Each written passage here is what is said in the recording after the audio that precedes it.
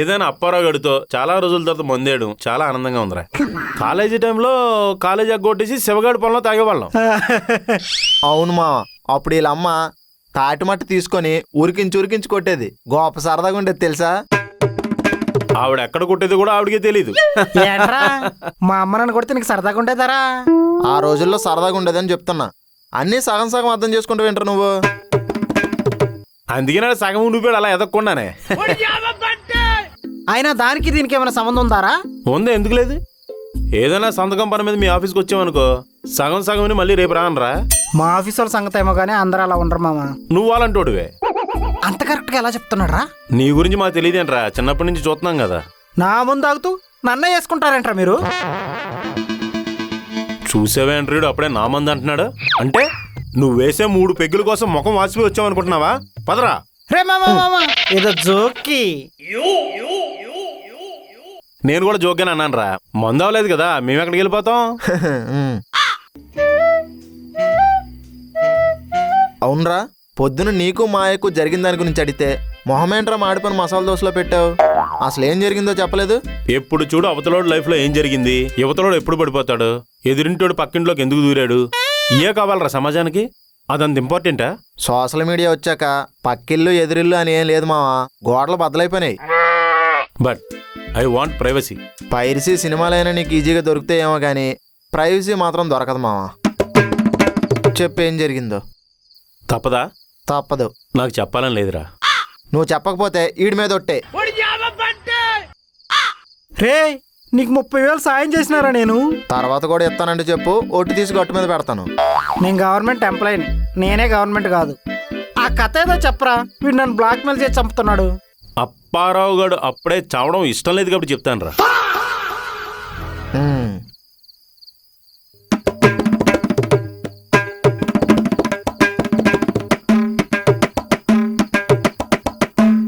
ఏంటి గాల్లో తిప్పుతున్నాడు? ప్రాణిక్ హీలింగా? అది హీలింగ్ కాదు, ఫీలింగ్.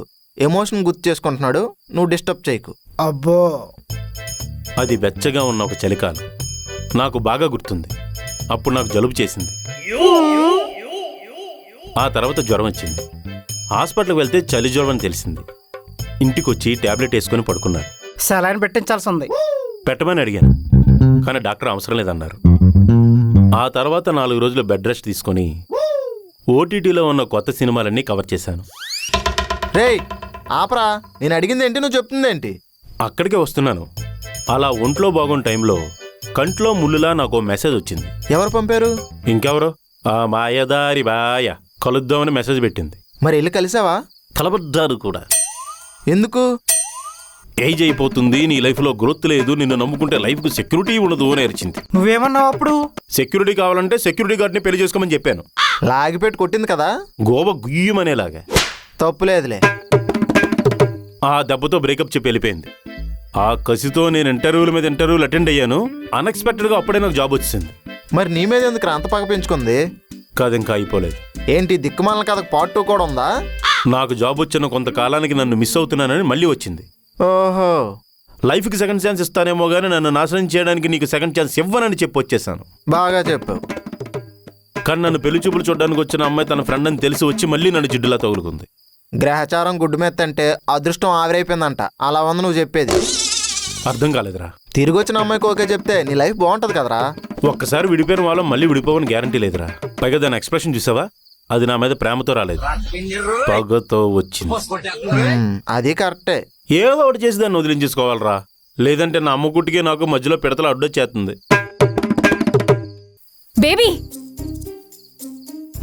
మా బేబీ పిలుస్తుంది. మా బేబీకి బ్యూటీ ప్రొడక్ట్స్ అయిపోయినాయి, షాపింగ్ తీసుకెళ్ళాలి మా బేబీని. ఓరే అప్పిగా, నీ శాలరీ మీ ఆవిడని తిప్పడానికి పెట్రోల్ డబ్బులకి, నీ లంచాలన్నీ తన బ్యూటీ ప్రొడక్ట్స్కి అయిపోతున్నాయి కదా. అంత కరెక్ట్గా ఎలా చెప్పావు మామా? ఈడి మధ్యన జాతకాలు చెప్తున్నాడులే. నేనంటే మీ ఇద్దరికి భలే అటకారం అయిపోయిందిరా. దీనికి జాతకాలు జంతుకులు ఎందుకురా? నీ ఫేస్ చూస్తేనే అర్థమైపోతుంది. సరే నేను వెళ్తాను రా. అలా వెళ్ళిపోతానంటే అలా రా. అసలు మళ్ళీ మీరిద్దరు అలా కలాలనే దాని మీద కదా మనం ఈ సిట్టింగ్ పెట్టుకున్నాం. ఇప్పుడు వెళ్ళకపోతే వెంటనే వెళ్ళిపోతాం రా. రే అప్పారావు, రే నేను వెళ్తాను రా.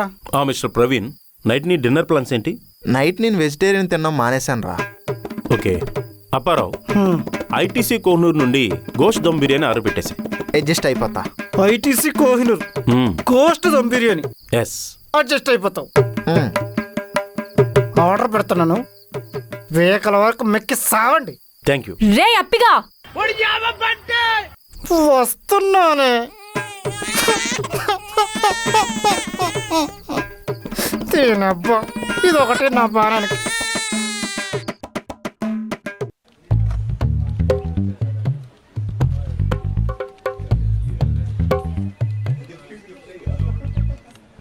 ఏంటి సోని, నువ్వేనా? Good morning Prasad. నువ్వు వర్క్ చేయడం ఏంటి? చిచి, నేను వర్క్ చేయడం ఏంటి? గేమ్ ఆడుతున్నాను. అదే కదా, ప్యారలర్ యూనివర్స్లోకి వచ్చానేమని డౌట్ వచ్చింది. సరే, ఈరోజు ఏం చేయాలో ఎక్స్ప్లెయిన్ చేస్తాను. ఆ గేమ్ ఆపు. ఆగండి, లాస్ట్లో ఉంది, హై స్కోర్ పోతుంది. అందులో హై స్కోర్ చేస్తే శాలరీ హైక్ వస్తుంది అనుకుంటున్నావు ఏంటి? మళ్ళం అనమాట. నీకు ఏ లాంగ్వేజ్ వచ్చు? తెలుగు, ఇంగ్లీష్ వచ్చు. అది కాదమ్మా, జావా వచ్చా? డైలీ మార్నింగ్ కేబీఆర్ పార్క్కి వెళ్తాను. అక్కడ వాకింగ్ చేస్తే సైడ్లో డైట్ ఫుడ్తో పాటిస్తారు. ఏంటి? అదే అండి, జావా, రాగి జావా. అప్పారావు గారి దగ్గర డబ్బులు కొట్టేయడంలో తప్పులేదురా. ఇప్పుడు నేనేం చేయాలి? ఏం గేమ్ ఆడుతున్నావు? Subway Surfer. ఏది? పిల్లోడు వెనకాల పోలీసుడు పరిగెడతాడు, పోలీసుడు వెనకాల కుక్క పిల్ల పరిగెడుతూ ఉంటుంది. ఆడేమో తమిళ సినిమాలో కమర్షియల్ హీరోలాగా ట్రైన్ ట్రాక్ల మీద తిరుగుతుంటాడు. అదే. ఆడుకో అమ్మ, ఆడుకో. అదే మనకు తిందాడుతుంది. ప్రసాద్, ఈరోజు ప్రాజెక్ట్ అప్డేట్ ఏంటి? ఏంటి సార్, కనిపించినప్పుడల్లా అప్డేట్ అంటారు. మొన్నేమో నన్ను అప్డేట్ అవ్వమన్నారు, ఇప్పుడేమో ప్రాజెక్ట్లో అప్డేట్ ఏంటని అడుగుతున్నారు. నా ఫోన్లో సాఫ్ట్వేర్ కూడా ఎన్నిసార్లు అప్డేట్ చేయలేదు సార్. కామెడీలు వద్దు, మ్యాటర్ చెప్పు. టైం పడుతుంది. ఎంత టైము? ఒక వారం వేసుకోండి. వారం రోజులా? మీరు ఎక్కువ టెన్షన్ తీసుకోకండి, అనవసరంగా యాంగ్జైటీ వస్తుంది. వారం కాదు కానీ ఒక 6 రోజులు వేసుకోండి. మేనేజర్తో బేరాలు ఆడతావు ఏంటి? టీంలో కొత్తగా 2 ఎంప్లాయీస్ని ఇచ్చాను కదా, వర్క్ ఫాస్ట్ అవ్వాలి కానీ స్లో అవుతుందేంటి? కొత్తగా 2 యాడ్ అయ్యారని గర్వంగా చెప్తారేంటండి? ఒకళ్ళ కేరళ ట్రిప్కి వెళ్ళారు, ఇంకొకలేమో ఇదిగో ఇక్కడ గేమ్లు ఆడి హై స్కోర్ చేసి గిన్నిస్ బుక్లో ఎక్కాలని చూస్తున్నారు. ఓ పని చేయండి, ఒకరితో గేమింగ్ ఛానల్, ఒకరితో ట్రావెలింగ్ ఛానల్ పెట్టించండి, ఇద్దరు ఉపయోగపడతారు. అవన్నీ నాకు తెలీదు. 6 డేస్లో వర్క్ కంప్లీట్ అవ్వాలి, లేదంటే మీ టీం మొత్తానికి జీతాలు ఆపేసి మీ బ్యాంక్ బ్యాలెన్స్ మొత్తం ఆవిరైపోయేలా చేస్తాను. అవి ఎప్పుడు ఆవిరైపోయినాయి సార్. బయట ఆఫర్లు నడుస్తున్నాయంట, శాలరీ వేస్తే వెళ్ళి బట్టలు కొనుక్కుంటాం. ముందు ప్రాజెక్ట్ కంప్లీట్ చేయి, బట్టలు కావాలంటే మా బామ్మ షాప్లోంచి పంపిస్తాను. మావా, ప్రాజెక్ట్ డెడ్ లైన్ ఏమో దగ్గర పడుతుంది, కుట్టిగారేమో ఊర్లో లేరు, ఈవిడ చూస్తే గేమ్ ఆడుకుంటుంది. ఏం చేయాలంటావు? టైంకి శాలరీ వేస్తే ప్రాజెక్టులు టైంకి అవుతాయి. వాళ్ళు చెప్పేది వాళ్ళు చెప్తారు, మనం చేసేది మనం చేద్దాం. ఎస్ ప్రసాద్ గారు, నేను హై స్కోర్ చేశాను. మంచిది, జీవితంలో పైకి వస్తాం. Thank you. ఇంతసేపు గేమ్ ఆడావు కదా, కొంచెం టైం వర్క్ చేద్దామా? ఇప్పుడు చెయ్యాలా? అంటే కొంచెమే. సరే చెప్పండి.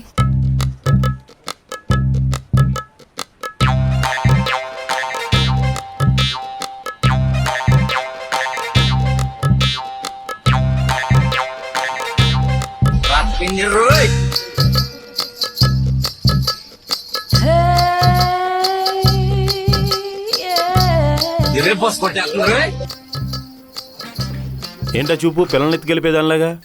నిన్నెవడు చూశాడు? నా పని నేను చేసుకుంటున్నా. పనా? ఏం పని ఎక్కడ నీకు? I'm health advisor. ఎవరికి?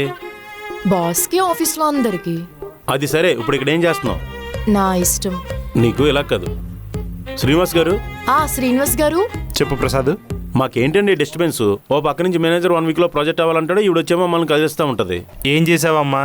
నేనేం చేయలేదు సార్, జస్ట్ ఎదురుగా కూర్చున్నాను అంతే. ఎదురుగా కూర్చోవడం కూడా డిస్టర్బెన్స్ అయినా ప్రసాద్? అవునండి, నేను 100% ఫోకస్ పెట్టి క్లీన్ మైండ్తో వర్క్ చేస్తున్నప్పుడు ఎదురుగా ఎవడైనా కూర్చుంటే నాకు చిరాకు, ఈవిడ కూర్చుంటే అసహ్యం. అసలు ఆవిడంటే ఎందుకు పడదు నీకు? అవన్నీ నేను మీకు చెప్పలేను సార్. ముందు ఏమైనా ఇంటికి పంపించేయండి. కుదరదు. పోనీ వేరే క్యాబిన్ అయినా ఇవ్వండి. లేదు. పోనీ నాకు అట్టముక్కైనా ఇవ్వండి, ఈవిడికి నాకు మధ్యలో పెట్టుకుంటాను. అట్టముక్క? అసలు హెల్త్ అడ్వైజర్ ప్రతిరోజు ఆఫీస్కి ఎందుకు వస్తుంది సార్? మన బాస్ హెల్త్ కాన్షియస్ కాబట్టి. అతను హెల్త్ కాన్షియస్ అయితే గంటకి రక్త పరీక్షలు చేయించుకోమనండి, మాకెందుకు ఈ అగ్ని పరీక్ష? ఎంప్లాయీస్ టైంకి టార్గెట్ ఫినిష్ చేస్తే బాస్ హెల్తీగా ఉంటారు, అందుకే వీళ్ళ దగ్గరుండి పని చేయిస్తున్నాను. పాయింటే ప్రసాద్. ఏం పాయింట్ సార్? తొక్కలో పాయింట్. ప్రసాద్ ఇక చాలు, నువ్వు వెళ్ళి పని చూసుకో, నాకు చాలా పని ఉంది.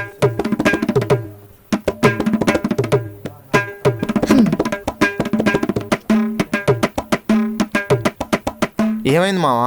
గాడిది గుడ్డైందిరా, పొదిగి పిల్లల్ని పెట్టు. ఎందుకు మావా అంత ఫ్రస్ట్రేషన్ అయిపోతున్నావు? తన గురించి నువ్వేం పట్టించుకోకు. నేను పట్టించుకోవట్లేదురా, తనే. అదిగో చూసావా ఎదురుగా కూర్చొని అలా ఓవర్ యాక్షన్ చేస్తుందో. నరదిష్టి నాగదోషం అన్నీ ఆ కళ్ళల్లోనే ఉన్నాయి. రేపు నుంచి ఆఫీస్కి వచ్చేటప్పుడు వినాయకుడి కన్ను మెడలో దిష్టి యంత్రం వేసుకొని రావాలి. బాగా ఫ్రస్ట్రేట్ అవుతున్నట్టున్నావు. వాటర్ తాగుతావా? నీ రక్తం తాగుతానే. ఏ ఇంట్లో వాటర్ లేవా? ఇంటే మాట్లాడుతున్నావు. నువ్వు ఇటు రారా, నువ్వు ఇటు రారా చెప్తున్నా. దా.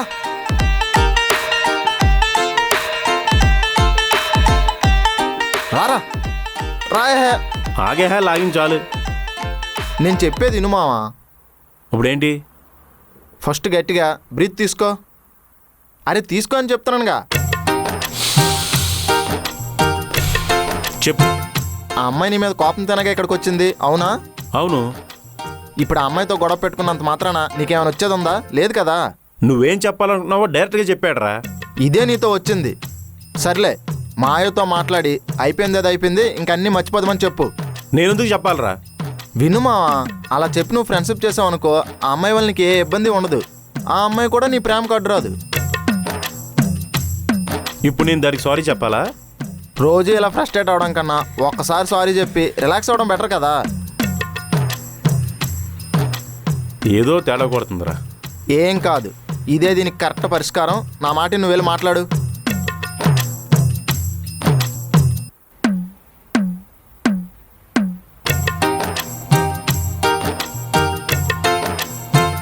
ఐఎమ్ సారీ మాయా. నా వల్ల నువ్వు హర్ట్ అయ్యి ఇప్పుడు నా మీద పగ తీర్చుకోవాలని ఇంత కష్టపడుతున్నావు. నా వల్ల నువ్వు ఇంతకాలం పడిన బాధకి ఐఎమ్ సారీ. అయిపోయింది ఏదో అయిపోయింది. ఇద్దరం కలిసి ఒక అండర్స్టాండింగ్ వచ్చి ఈ పంచాయతీని ఎక్కడితో వదిలేద్దాం. మంచి ఫ్రెండ్స్లా ఉందాం. నీకు ఎలాంటి హెల్ప్ కావాలన్నా నేను చేస్తాను. అలాగే నువ్వు నా ప్రేమకి హెల్ప్ చేయి. ఇద్దరం హ్యాపీగా ఉంటాం. ఏమంటావు? నేను కూడా సారీ చెప్పాలి. నిన్ను చాలా ఇబ్బంది పెట్టాను. ఇవన్నీ మర్చిపోదాం. Let's be friends. అలా అంటాననుకున్నావా? ఇప్పటికిప్పుడు నువ్వు వచ్చి సారీ చెప్పేస్తే అన్నీ మారిపోతాయా? నిన్ను ప్రశాంతంగా వదిలే సమస్యే లేదు. ఏం పీక్కుంటావో పీక్కో. నాకు తెలిసే నువ్వు మారవని. నిన్నెలా కాదే.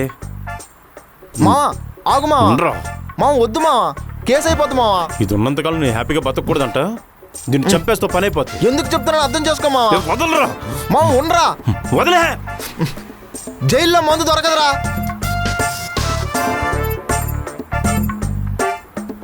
నిన్ను ఆఫీస్ నుంచి బయటికి వెళ్ళకపోతే నా పేరు వరప్రసాదే కాదు. వరంలేని ప్రసాద్ అని పెట్టుకో. చెప్తా, నీ సంగతి చెప్తా. హలో. Okay sir. మావా మీ ఇద్దరిని మేనేజర్ రమ్మంటున్నాడు రా. ఏంటి వరప్రసాద్ గొడవ?